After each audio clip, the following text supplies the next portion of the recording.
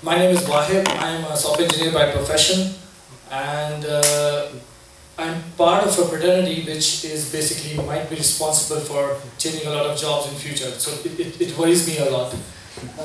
In April this year, government of Pakistan, where I come from originally, announced a program called Digi Skills, which is basically meant to produce 1 million freelancers in digital space. It's a great idea. It's going to increase IT export. It's going to give a lot of job to unemployed youth. But what made me wonder was, what if these freelancer jobs don't exist in the near future? Because of automation and artificial intelligence. So usually when people think about artificial intelligence, they either imagine robots taking our lives, or they're learning the art of manipulation, or basically taking our jobs, which is somewhat true, but maybe in a distant future. Call it crazy prophesying, but actually this is a trend in front of us. 30% of work being lost, not lost, but actually changed by 2030 is a great number. It means almost 1 billion jobs. Just to give an example, by 2021, 600,000 jobs would be in telemarketing would be replaced by chatbots in India. So this is something that should worry us. Automation and AI will affect a lot of industries, but but not equally. Many people believe that or imagine that self-driving cars are going to replace truck drivers. It might happen, but in a very distant future. What we tend to ignore is the jobs which are threatened by in near future, like financial budget analysis. Because these jobs, people use computers. They already have some certificates. They use software tools, which are already the primary candidate to become smarter than human beings.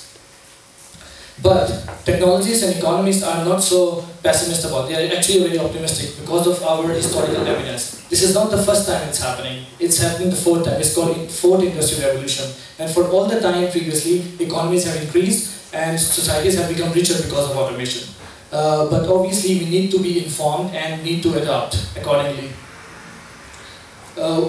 Actually, for one example, that when ATMs were introduced in 1990s in the USA, a lot of people imagined that bank tellers would lose their job. But what happened was that instead of people giving cash, they moved to selling higher value-added products to customers. And this is what this image depicts, that our jobs won't cease to exist. Basically, they will change.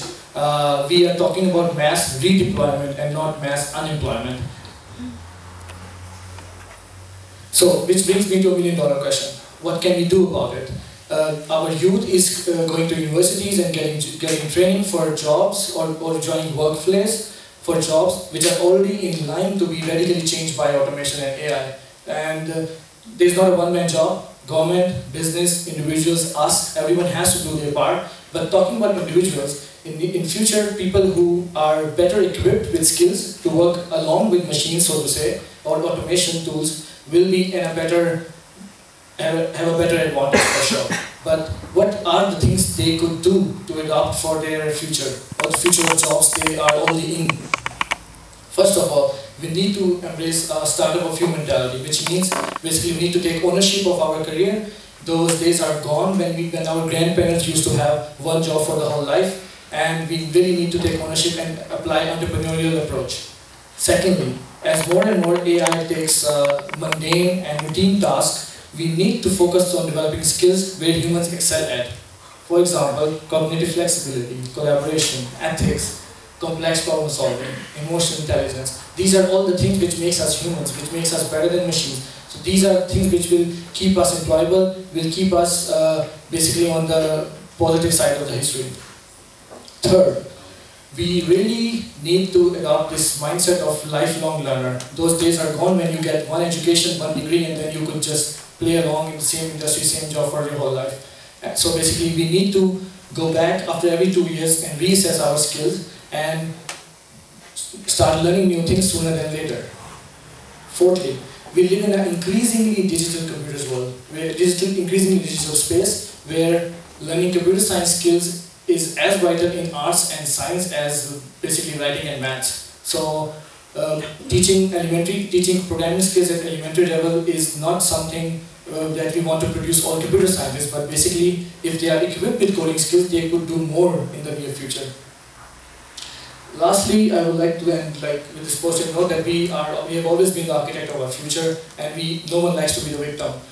Tomorrow is different. Tomorrow world is definitely different.